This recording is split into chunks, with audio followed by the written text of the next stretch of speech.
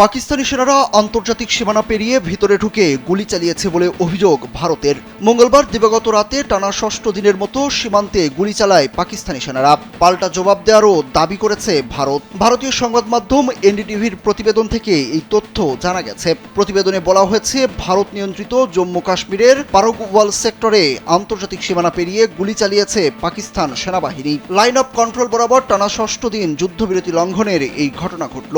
নওশেরা, সুন্দরবনী এবং আখনুর সেক্টরেও হালকা অস্ত্রের গুলি চালিয়েছে পাকিস্তান বলে দাবি করা হয়েছে এনডিটিভির ওই প্রতিবেদনে। জম্মু কাশ্মীরের পেহেলগামে সন্ত্রাসী হামলায় ২৬ জন নিহত হওয়ার পর ভারত ও পাকিস্তানি সৈন্যদের মধ্যে গুলি বিনিময় শুরু হয়। যমুনা ইলেকট্রনিক্স ঈদে ডাবল খুশি অফার সিজন 3, যে কোনো পণ্য কিনলেই পাচ্ছেন নিশ্চিত ঈদ উপহার। ভারতের অভিযোগ, পাকিস্তান ভিত্তিক লস্কর-ই-তৈয়বার সঙ্গে যুক্ত একটি সন্ত্রাসী গোষ্ঠী এই হামলায় জড়িত।